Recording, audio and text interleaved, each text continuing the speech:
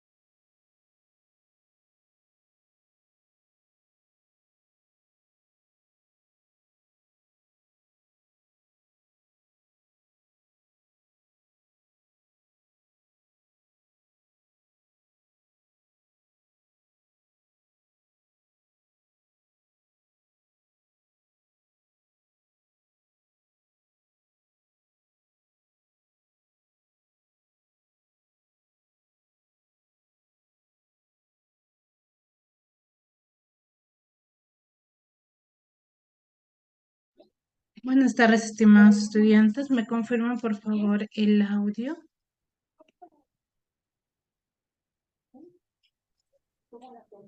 Buenas tardes, profesora. Sí se lo escuché. Buenas tardes, Miss. Mis buenas tardes, se lo escucha.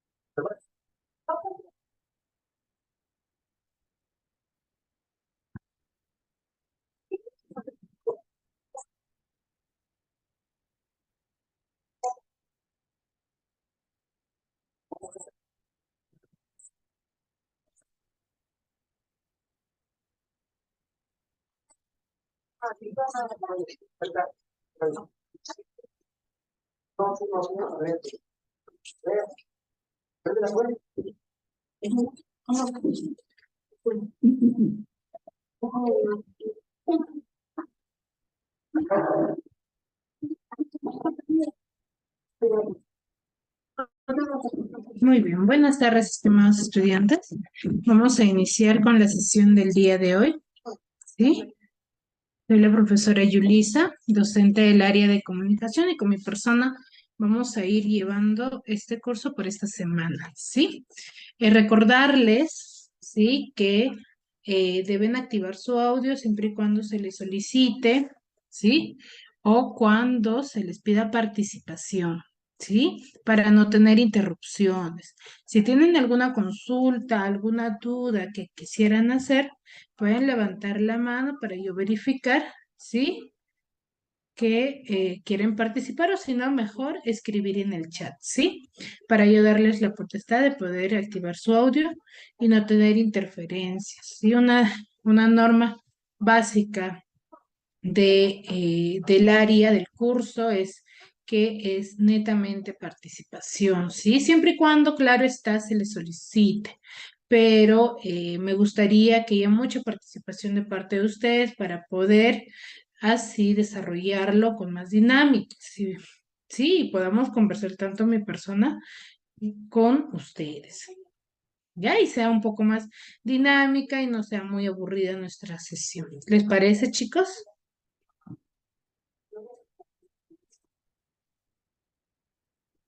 Sí, Miss. ¿Sí?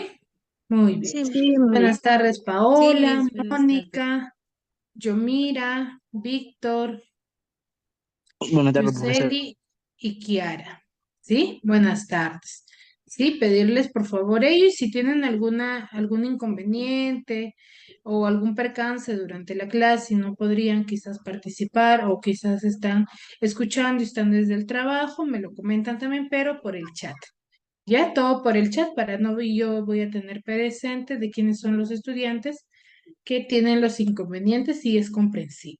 Pero en lo mayor posible, la mayoría de ustedes que está asistiendo, me gustaría que participe y si tiene dudas, me las haga saber, ¿sí? Para poder yo absolverlas y aprendan en este horario el área de comunicación. Sí, con mi persona vamos a llevar, como estamos con quinto año, sí, vamos a llevar lo que es literatura. Chicos, ¿qué entienden ustedes por literatura? A ver, ¿quién me podría decir de qué temas consideran que vamos a hablar?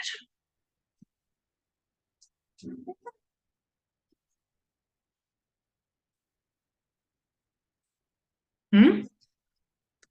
A ver, Kiara Nicole.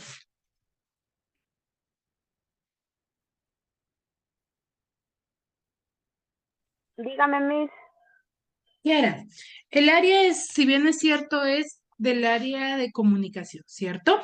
pero los temas que vamos a desarrollar va a ser de literatura. ¿Qué temas consideras que vamos a hablar?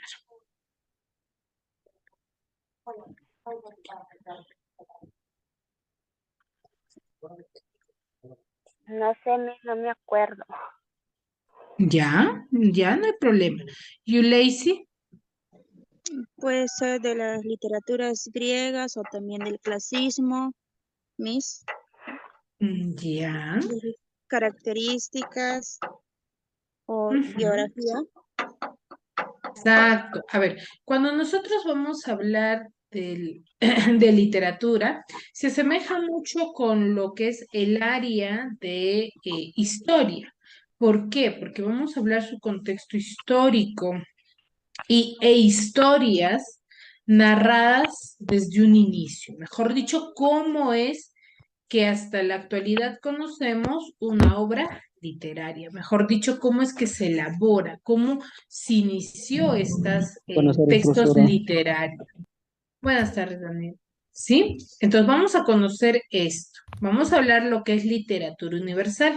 Y como nos dice Yuleiti, la primera corriente literaria del cual vamos a hablar nosotros va a ser sobre el clasicismo griego. El clasicismo griego es una corriente literaria universal, ¿sí? Es una literatura pertenece a la literatura universal. ¿Por qué decimos universal? Porque es estudiada a nivel mundial. ¿Ya? A nivel mundial, ¿qué es lo que vamos a desarrollar nosotros? Vamos a conocer qué textos hasta la actualidad no solamente se estudia quizás en el Perú, sino se habla a nivel mundial, ha recorrido muchos países con esta historia porque tiene parte de la historia literaria de sus inicios, cómo es que en realidad se formó y quién impuso este pensamiento, ¿no? O quiénes. ¿Ya? Ahora, ¿cuál es la meta? El propósito es que ustedes comprendan las características de las grandes obras literarias llamadas epopeyas, ¿sí? Con la finalidad de conocer cómo es que es la literatura clásica, ¿sí? Ese es el formato. ¿De chicos? Entonces, al iniciar. Vamos a hablar sobre el origen del clasicismo. El clasicismo va a ser, como su mismo nombre menciona, una forma clásica, pero va a estar basada en las historias griegas y romanas, ¿sí? Pero estas corrientes literarias que nosotros vayamos a conocer, o netamente lo que es el clasicismo, no es que solamente se va a centrar en lo que es la literatura o que las características que yo les vaya a dar a conocer o que conocemos vayan a ser netamente parte o propias de la literatura. No es así. ¿Sí? Sino se va a presentar en todas las artes. ¿Qué son las artes? La música, la danza, el teatro, ¿sí? Van a manifestarse. Claro está que va a ser con sus propias características, pero van a tener la misma temática, es mejor dicho. ¿Sí? Entonces, el clasicismo va a ser una vuelta a las formas clásicas, que son las formas clásicas que se tenía griegas y romanas en todos los artes, pero va a expresar sus dominios desde la arquitectura, ¿sí? Hasta la pintura y la literatura. Sí, parte de la arquitectura, mejor dicho, las construcciones de esta época van a tener diferentes formatos, pero con la misma temática que va a ser o que va a ser parte del clasicismo. Y también la pintura. La pintura, por ejemplo, se va a presentar en los colores que ellos van a usar. ¿Qué colores usaban los clásicos para representar esta temática? ¿Sí? Y su literatura, claro está que se va a plasmar dentro de sus historias. Ahora, el clasicismo, como les decía hace un momento, es el primer movimiento de la literatura universal, el cual va a significar ¿qué cosa? Va a significar perfección. El escritor clásico de esta época va a buscar la perfección, pero una perfección de la belleza, ¿sí? Me parece, estoy escuchando ruidos, por favor. ¿Sí? Entonces, el clasicismo va a ser ello, ¿no? Va a buscar la perfección artística, la perfección de la belleza del ser humano o de las actitudes que ellos van a tener dentro de su desarrollo.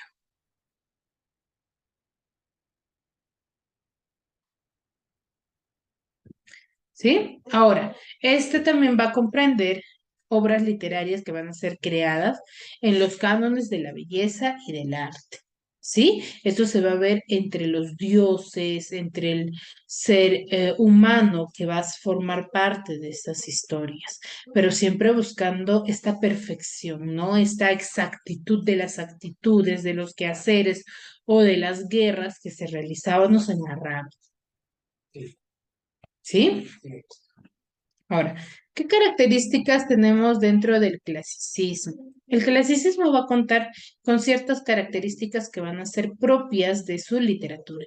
¿Qué quiere decir? Que estas características se van a detallar más que todo,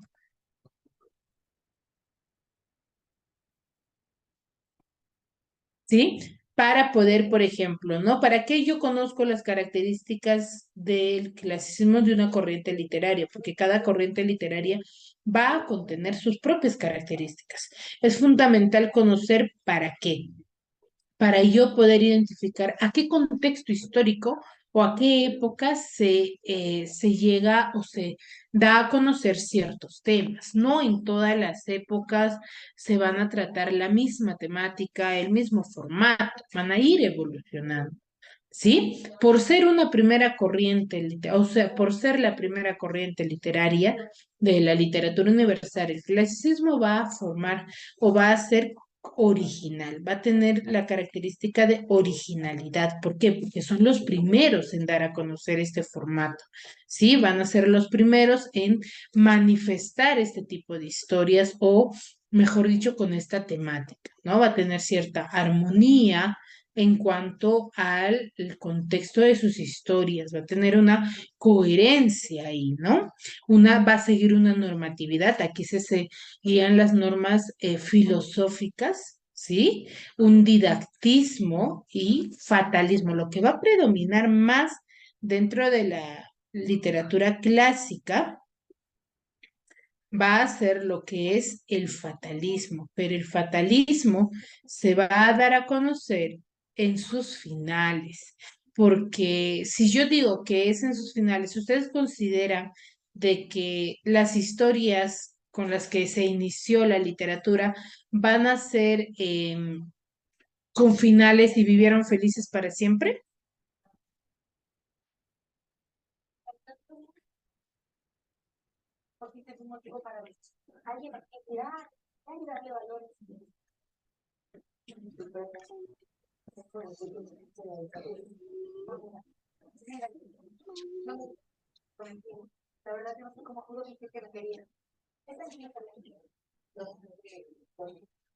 Chicos, ¿consideran ustedes que va a ser con un final así? Víctor, Sí, Yomira. ¿Consideran que si es parte de su característica el clasicismo, el fatalismo, van a ser historias y vivieron felices para siempre? no, No, ¿cierto? Entonces, llamamos fatalismo, ¿por qué? Porque los finales, más que todo se va a presentar en los finales y dentro del desarrollo de la historia, de que forman parte del clasicismo, que va a presentar un final bastante, se podría decir, sangriento, ¿no? En la cual no se va a ver y vivieron felices para siempre en todo el contexto general del final, sino que las historias están basadas en guerras, ¿sí? En enfrentamientos entre defender tierras dentro de la época. Entonces, por eso va a predominar un fatalismo, porque una guerra va a terminar con matanzas y muertes de personas muy importantes que van a formar parte de esta historia, ¿no? Va a ser una inspiración también en su mitología. Los griegos, tanto como los romanos, manifestaban sus historias dentro del desarrollo de adorar a dioses, ¿sí? A los cuales se les denominaba dioses del Olimpo. Ellos tenían dios del mar, dios del agua, dios del vino, ¿sí? Dioses para toda actividad ellos adoraban, ¿sí? Entonces ellos van a tener cierta inspiración en estos seres mitológicos, los cuales le concedían deseos, ¿no? Y ayudaban, parte de ellos ayudaban a los seres humanos o al ser terrenal, ¿sí? A cumplir ciertos objetivos y también llamaban como castigos, ¿no? Algunas acciones que no seguían ellos, ¿sí? Y el antropocentrismo. ¿Qué entenderán por antropocentrismo, chicos?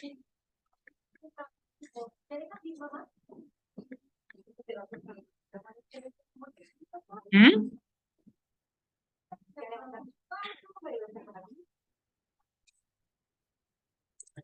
¿A qué llamamos antropocentrismo? ¿O qué creen que sea?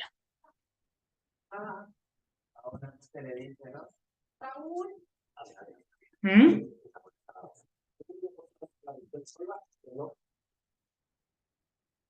¿Nadie?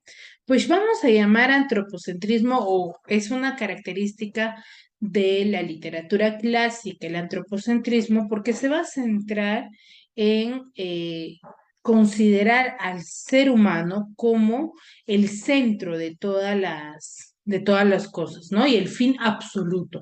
Mejor dicho, que todo giraba en torno al ser humano. Era lo más importante que se tomaba en cuenta dentro del clasicismo, que era el ser humano.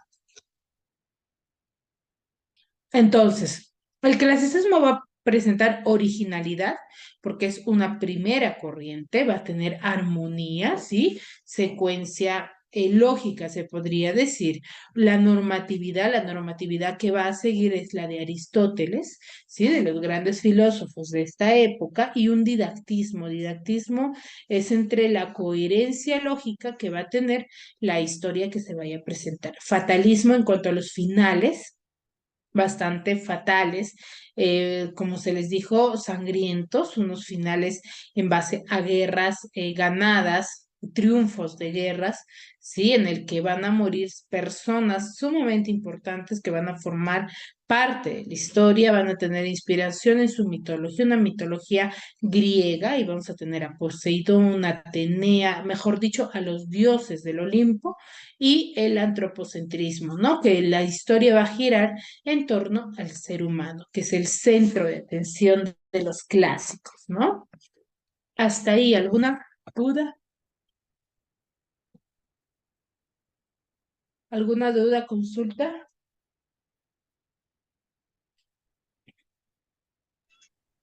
No, Miss, yo entendí. Muy bien. Si tienen dudas, por favor, me las dicen, ¿ya?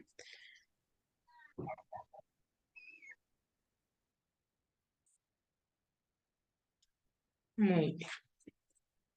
Ahora, el clasicismo nos va a presentar dos vertientes, ¿sí? Dos vertientes, vertiente oriental y vertiente occidental. Estas vertientes se van a clasificar mayormente, o se les conoce así en un primer momento, ¿sí? De los lugares en los cuales han sido difundidos las historias de esta época. ¿Sí? ¿Dónde? ¿Dónde es que se llegó a manifestar con mayor realce o que tuvo mayor importancia, se podría decir?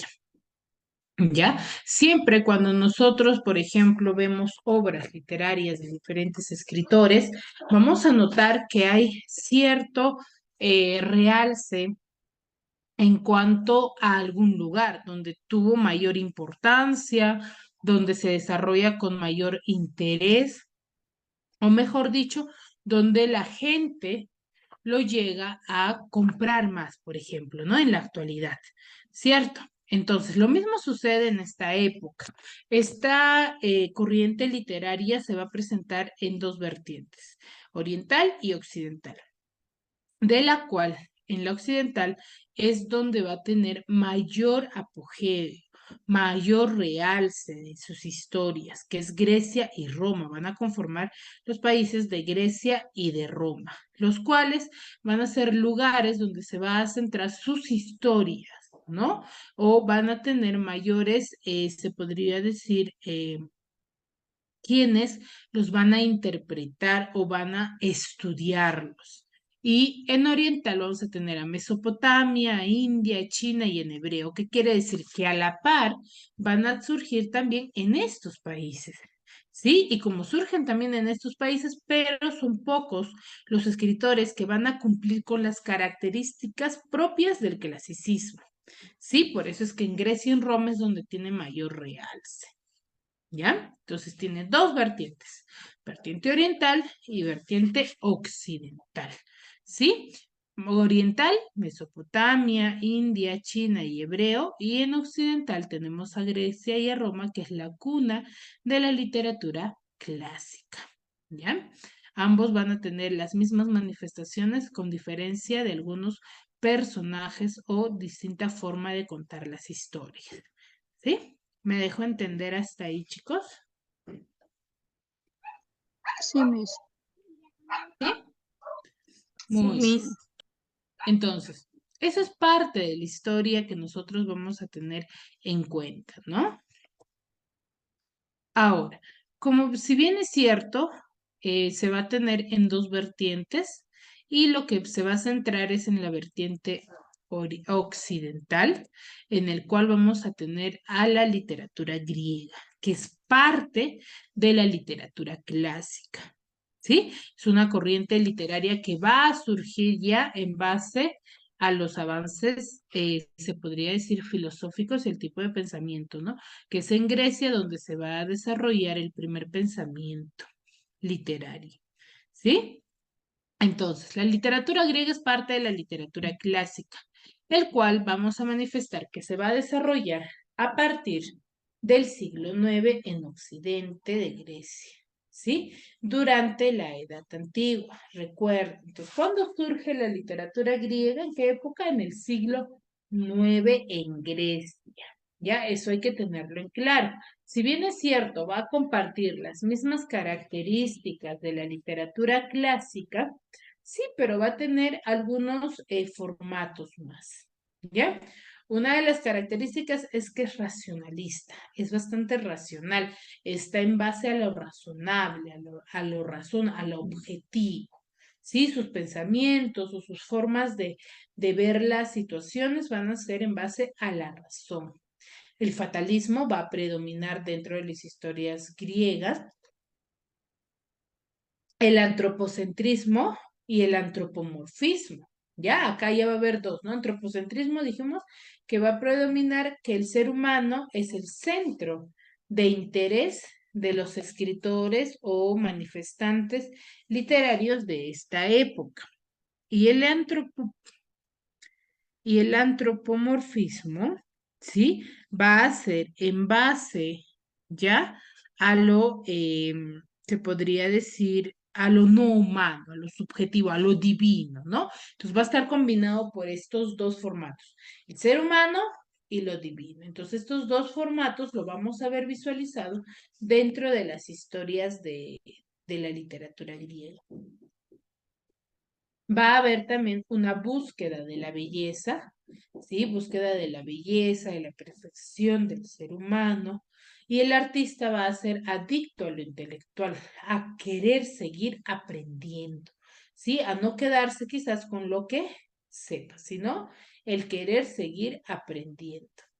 Pues va a ser adicto, ¿no? Los escritores griegos van a ser estos racionalistas, fatalistas en cuanto a los finales de sus historias. Antropocentrismo, antropomorfismo va a ser parte de su temática, de sus temas, lo vamos a ver visualizado dentro de ello, ¿sí? Y va a haber una cierta búsqueda de la belleza del ser humano, ¿no? En cuanto, por ejemplo, la mayoría de obras literarias clásicas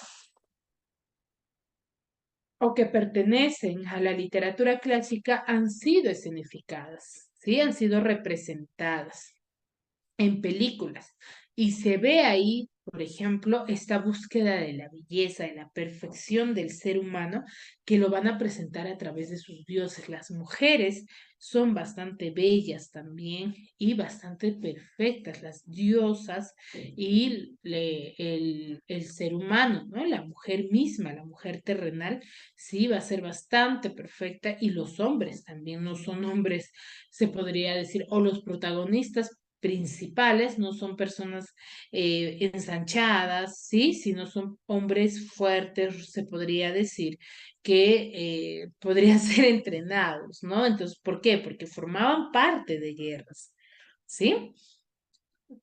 Y adicto a lo intelectual, ¿no? Porque va a ser un conocedor de todo, porque va a tener que aprender a sobresalir o de los obstáculos en el cual se encuentre, ¿sí? Entonces va a ser eso el hombre griego. Hasta ahí, ¿alguna consulta?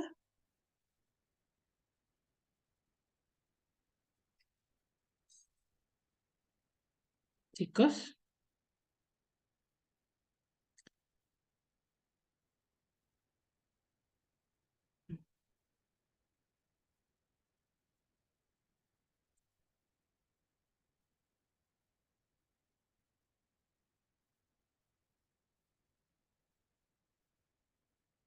¿ninguna?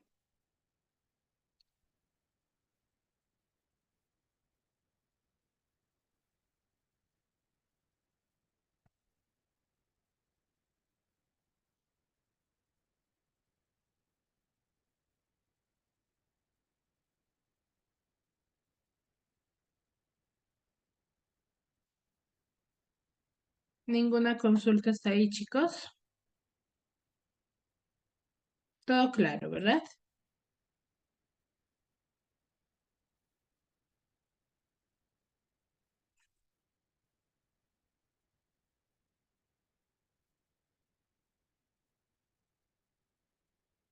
Todo claro, Miss. Muy bien. Si tienen dudas, por favor, háganmelo saber. Chicos,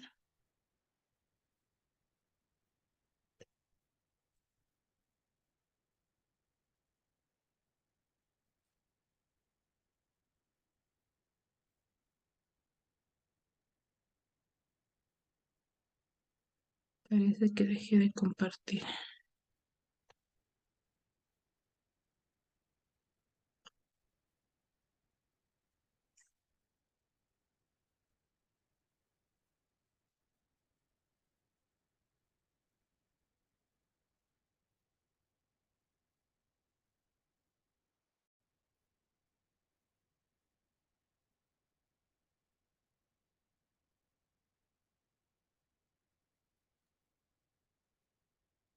Ya, muy bien. Entonces, eso es parte de la literatura griega, ¿no?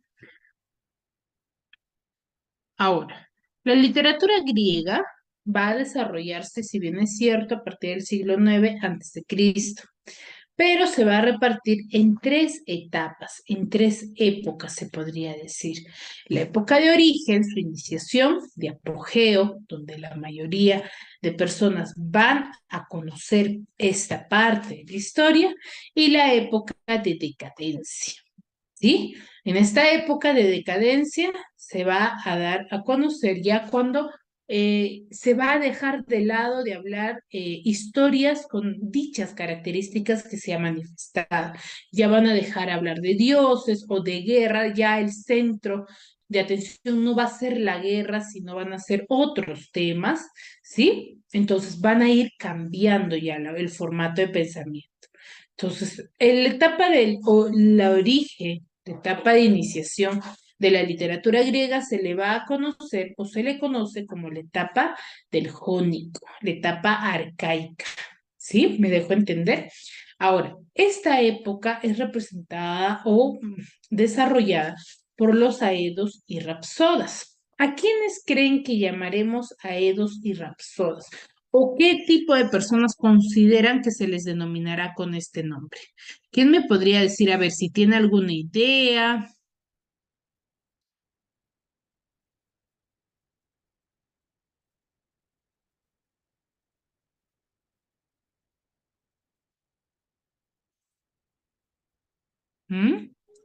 Miss, no le he escuchado. ¿Puede repetir, por favor?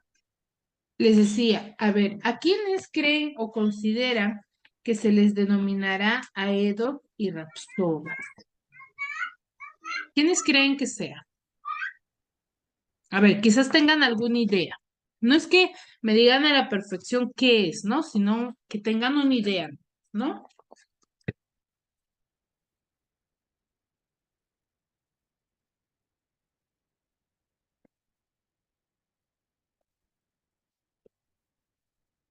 ¿Sobre ¿Quiénes los serán? griegos? ¿Ya van a formar parte de los griegos? A ver, nosotros llamábamos, o en ese tiempo se les conoce a los aedos y rapsodas, a aquellas personas, ¿sí? Que iban de pueblo en pueblo contando o dando a conocer, ¿sí? Las historias. Si bien es cierto, la literatura se inicia, ¿sí? Se inicia, pero no se va a iniciar difundiéndolo de manera escrita, ¿cierto? ¿O ustedes creen que se llegó a manifestar de manera escrita o como ya se tenía conocimiento de manifestarlo en obras literarias basadas en alguna pasta, en algún libro? ¿Consideran que fue así la primera obra literaria?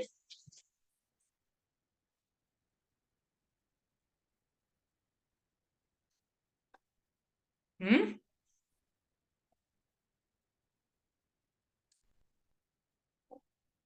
¿Cómo creen que se llegaba a difundir una historia? ¿O se conoce hasta la actualidad? En obras, Miss. ¿En obras escritas consideran ello? Ahora es en obras escritas, más antes creo que era en, así como película. O las Mm, narraciones de antiguas personas. Va por ahí, ¿ya? Por eso decimos que en la época de origen, que es considerada la época del jónico y del arcaico, es una época de los aedos y rapsodas. Esto quiero que lo anoten. ¿Quiénes eran los aedos y rapsodas? Los aedos y rapsodas eran las personas que iban de pueblo en pueblo difundiendo las hazañas de los héroes, mejor dicho, de las guerras. Entonces, a estas personas que iban de pueblo en pueblo contando, ya se les consideraba, por ejemplo, los literatos de la época. ¿Por qué? Porque eran los que manifestaban o daban a conocer la historia de la época, no de una guerra, ellos los daban a conocer durante este tiempo. Entonces, en este tiempo no había películas, no había obras escritas, sino era eminentemente oral. Por eso decimos que la literatura clásica es eminentemente oral, porque eran manifestados de esta manera. Como les digo, ¿no? Por ejemplo, nosotros tenemos abuelitos, ¿no? Que en el transcurso del tiempo muchos de ellos nos cuentan las historias de sus pueblos, ¿no? Entonces, la misma temática usaban. ¿Para qué? Para que llegara a las demás personas, ¿sí? Ahora, acá va a haber dos géneros literarios, que es el épico y el lírico. El épico va a estar predominado o va a estar liderado por Homero y Hesiodo, y el lírico por Safo y por Píndaro. ¿Sí? Y recuerden que la literatura va a ser eminentemente oral, porque acá todavía no había esta escritura, ¿no? No había obras que se llegaban a eh, reproducir y se mandaba de pueblo en pueblo. No, las mismas personas lo llegaban a difundir, ¿sí? Esa es la época de origen. Ya en la época de apogeo, este va a coincidir con el siglo de Pericles, ¿no? Cuando recuerden que cada siglo, cada época va a ir cambiando y mejorando la época. Y va a aparecer un nuevo género, ¿no? Que es el género dramático, con Sófocles y Aristófanes. Y por último, ya la época de decadencia en la que no es que va a desaparecer por completo, sino que ya se va a dejar de hablar de guerras, por ejemplo, porque el eje central de las historias de la literatura clásica o griega son guerras. ¿Ya? Son guerras. Esto es algo que ellos vivían naturalmente día a día. Entonces, esas historias ellos lo difundían.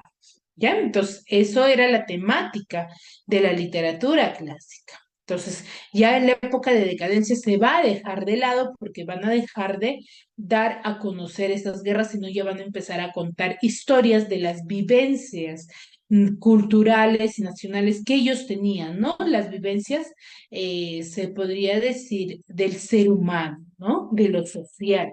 Van a llegar a manifestar ello. ¿Sí? Hasta aquí, ¿alguna duda respecto a las épocas de la literatura griega?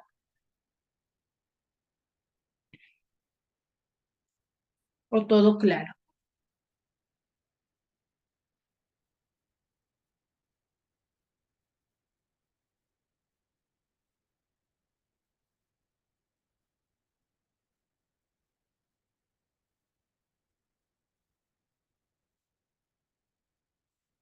¿Todo claro, chicos?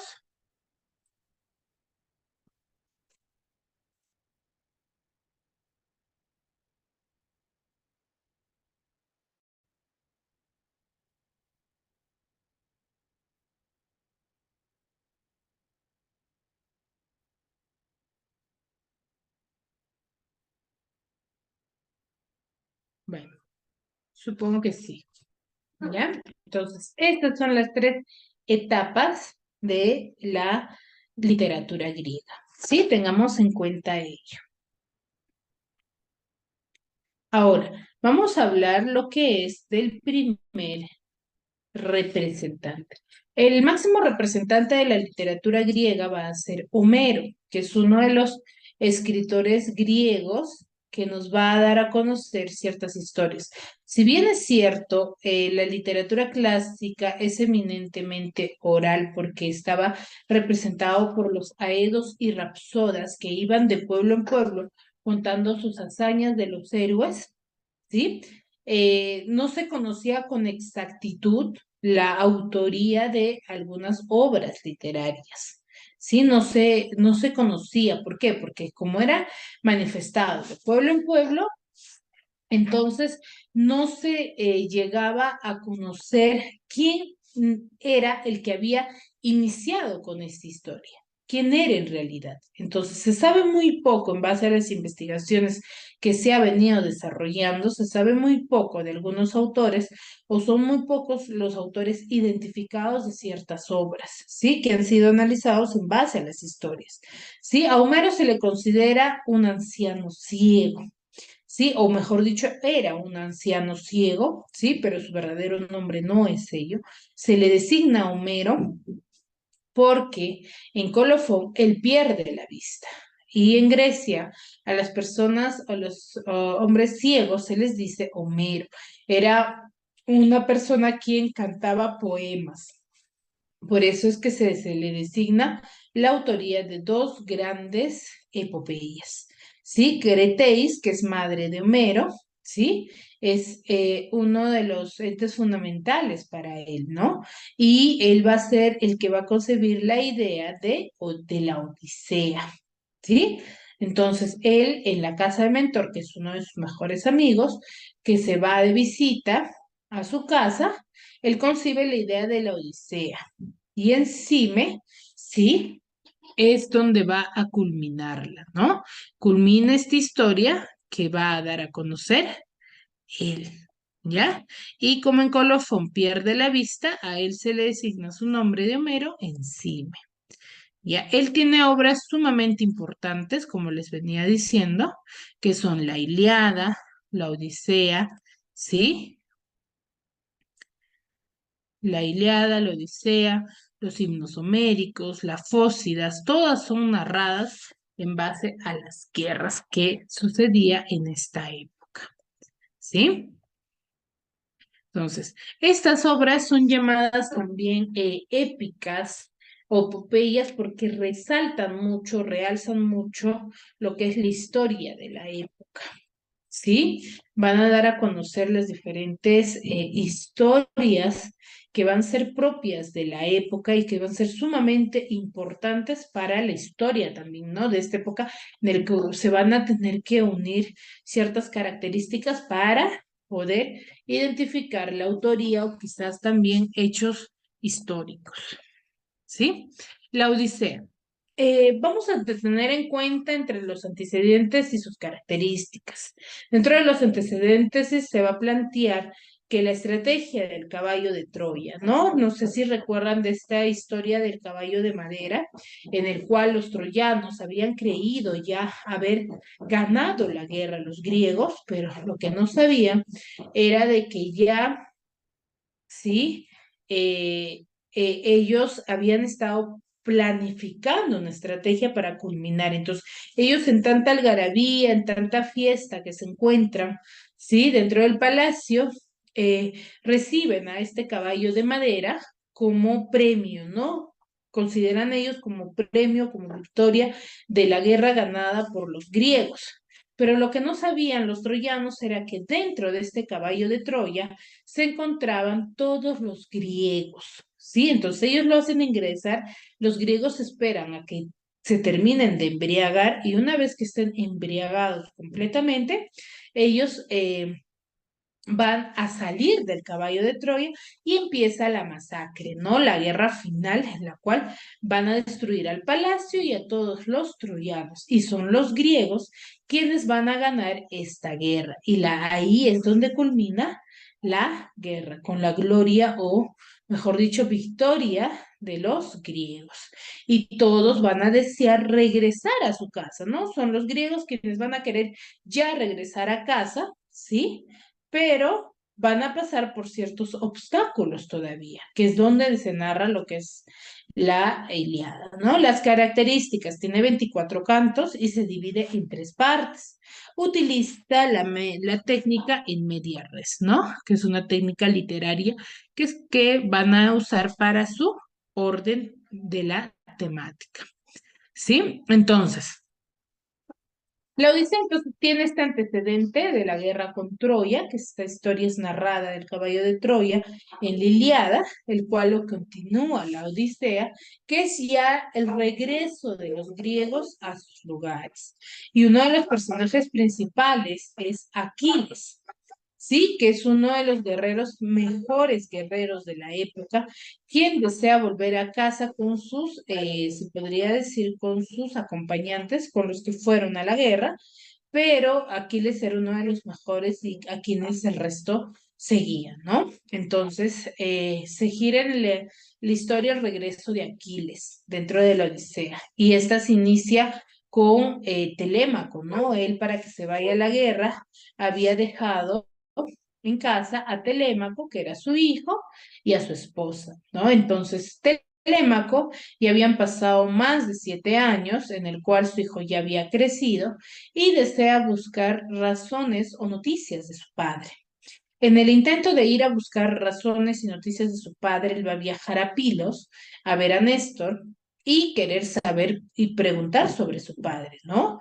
Y no le dan razón, le manifiesta, va también a buscar a Menelao en Esparta, tampoco le dan razón de su padre, ¿sí? Pero su padre en este tiempo se encontraba en Calipso con las ninfas, lo cual lo habían retenido por 7 años. Sí, él había creído que habían sido solamente días, pero ya habían pasado 7 años. Entonces, al darse cuenta de esto, Aquiles desea salir de ahí. ¿Sí? Entonces, ¿quiénes eran las ninfas? Las ninfas eran un lugar, Calipso era un lugar es un lugar donde se encontraban puras mujeres, en el cual Aquiles llega y es el único hombre de este lugar, en el cual es por ello que ellos la retienen, ¿sí? Entonces, una vez visto ellos, Zeus, que es un dios del Olimpo, decide liberar a Odiseo, o también llamado Aquiles, ¿ya? Al ver la humillación que los pretendientes de su esposa le están realizando a su hijo, entonces este Dios desea devolverlo, ¿no? A su lugar. Entonces, esa es la primera parte.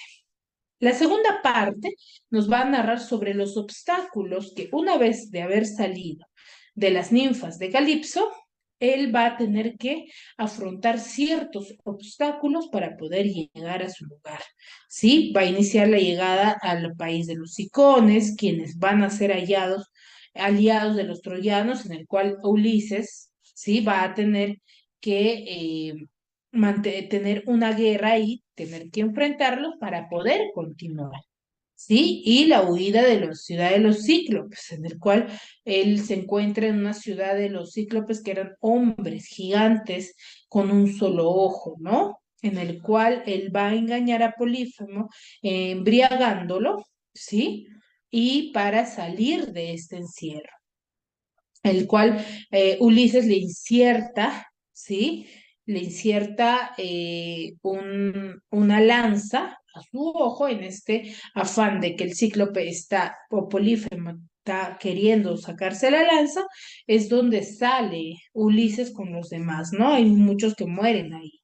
Y después de ellos se va a encontrar con Circe, quien va a convertir en cerdos a sus compañeros, a los desobedientes, ¿no? Porque en cada obstáculo que ellos tenían, siempre había algo que no deberían de hacer. Entonces ellos, los acompañantes de Ulises, desobedecían este acto. Entonces en base a ello eran castigados, pues, ¿no? Por los demás.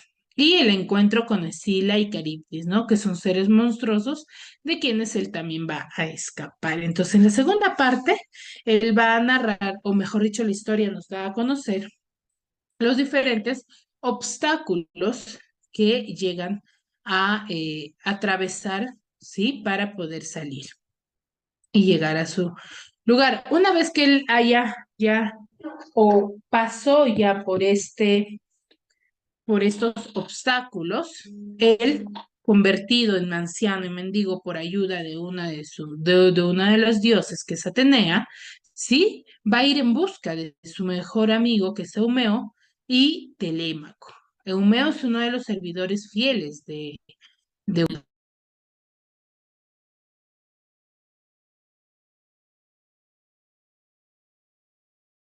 Sí, entonces él va en busca de ellos, ¿sí? Se presenta y les da a conocer que este mendigo era Ulises, ¿no? Y que Telémaco conoce a su padre, ¿no? Se da cuenta que él ha regresado y planifican la muerte de los pretendientes, pero no es que ellos iban a ingresar y ya matarlos a todos, sino que ellos planifican una estrategia para que le den muerte a todos con ayuda de Eumeo y Telémaco. Entonces planifica esta muerte, ¿sí? En el juego del arco y la flecha, en el cual Ulises era bueno en esto, ¿no? Entonces, una vez que él ingresa al palacio donde él vivía, encuentra a todos los pretendientes y Telémaco es el que les dice a los pretendientes que aquel que haga pasar la flecha por los espacios de las hachas va a quedarse con su madre. ¿Sí? Su madre resignada, porque todo este tiempo su madre se obstuvo en aceptar a alguien, ¿sí? Porque tejía de día y destejía de noche. Entonces ella triste y ya resignada, eh, también ya acepta, ¿no? Entonces, una vez que planifican ello, les da a conocer Telémaco a los pretendientes, no hay ningún pretendiente que lo pueda realizar. Entonces, ¿qué pasa? Este supuesto mendigo sale y le manifiesta diciendo que él es el que va a hacer esto. Entonces, todos los pretendientes que quedaban se empiezan a burlar de Ulises. Ellos no sabían que era Ulises, pero se empiezan a burlar de este mendigo, el cual ¿sí? Al coger el arco y la flecha, logra pasar por estos obstáculos sin ninguna travesía. Entonces todos se quedan sorprendidos y es donde ahí recién se dan cuenta, o mejor dicho, Ulises muestra su verdadero rostro, pero ya Telémaco y Homeo habían cerrado las puertas y dan una muerte final a todos los pretendientes, encerrándolos en este palacio. ¿Sí? Entonces, muertos ya los pretendientes, Penélope acepta que Odiseo es su esposo, ¿no? Porque ya Odiseo, mejor dicho, Ulises, sube al dormitorio y ya conversa con Penélope manifestándole ciertas características de las vivencias que ellos habían tenido. Sí, entonces ella reconoce que en realidad no era un mendigo, sino era Ulises, su esposo. Sí, y finalmente, bueno, hay un reencuentro feliz con su familia y con su pueblo, pero se dan cuenta que aquí lo que predomina era el fatalismo, ¿no? La manera como es que finaliza esta historia. ¿Sí? Entonces, esta es la parte de la historia de La Odisea. Les voy a mostrar un pequeño video para que puedan visualizar.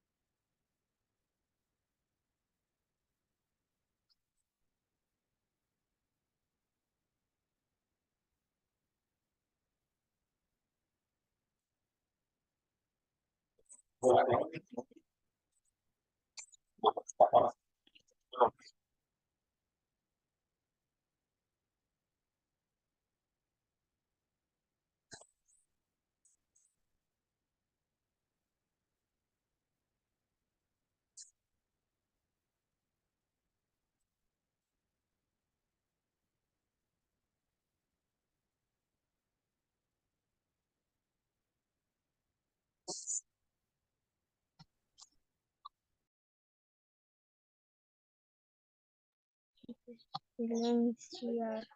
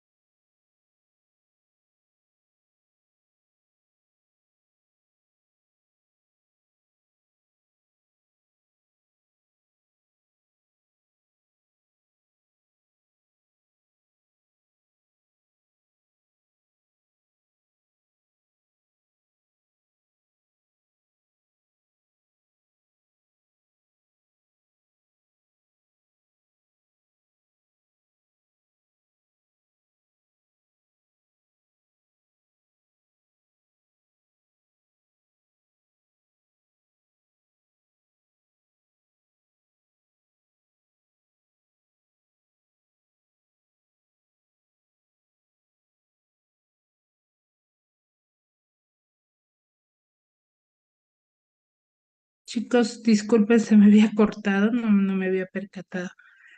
Se me cortó, se me fue el internet. A ver, ahora sí logran visualizarlo, ¿no?